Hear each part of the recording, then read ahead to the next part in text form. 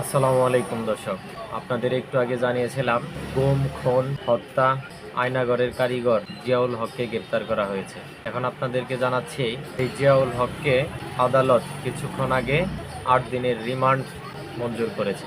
রাজধানীর new market থানায় করা হকার শাহজাহান আলী হত্যা মামলায় ন্যাশনাল টেলিকমিউনিকেশন মনিটরিং সেন্টারের এনটিএমসি সাবেক মহাপরিচালক মেজর জেনারেল অবসরপ্রাপ্ত জিয়াউল আহসানকে ৮ দিন রিমান্ডে নিয়ে জিজ্ঞাসাবাদ করার অনুমতি দিয়েছে আদালত। ঢাকার চিফ মেট্রোপলিটন ম্যাজিস্ট্রেট সিএমএম আদালত আজ শুক্রবার এই আদেশ দেন।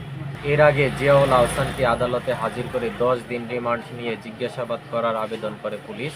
অন্যদিকে জিয়াউল আহসানের আইনজীবী রিমান্ড বাতিল চেয়ে জামিন আবেদন করেন। উভয় পক্ষের শুনানি নিয়ে আদালত জিয়াউল আহসানকে ৮ দিন রিমান্ড নিয়ে জিজ্ঞাসাবাদ করার অনুমতি দেন। এর আগে গ্রেপ্তার সাবেক আইনমন্ত্রী আনিসুল হক এবং সাবেক প্রধানমন্ত্রী শেখ হাসিনার বেসরকারি শিল্প ও বেসরকারি বিনিয়োগ উপদেষ্টা সালমান এফ রহমানকেও এ মামলায় গ্রেপ্তার দেখানো হয়। ডিবি পুলিশের আবেদনের পরিপ্রেক্ষিতে তাদের দুজনেরও ১০ দিনের রিমান্ড মঞ্জুর করেন আদালত। জিয়াউল আহসানের আইনজীবী নাজমুন নাহার আদালতকে বলেন, তার মক্কেল কখনো ডিজিএফআই এর কর্মরত ছিলেন না, তিনি আয়নাঘর বানাননি।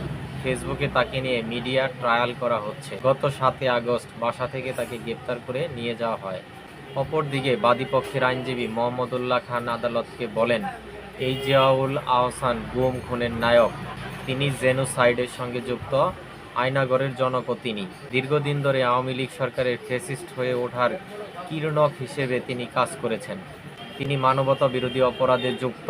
সদ্য সাবেক এই সেনা কর্মকর্তা ২০১২ সালের পর থেকে এক যুগ ধরে ভিন্ন রাজনৈতিক মতাবলম্বীর সহ বিভিন্ন ব্যক্তিকে অপহরণ ও গুমের সঙ্গে যুক্ত ছিলেন। শুনানির এক পর্যায়ে জিয়াউল আহসান আদালতকে বলেন, আমাকে ৭ আগস্ট বাসা থেকে নিয়ে গেছে, আমি আয়নাঘরে ছিলাম, আমি কোনো আয়নাঘর বানাইনি।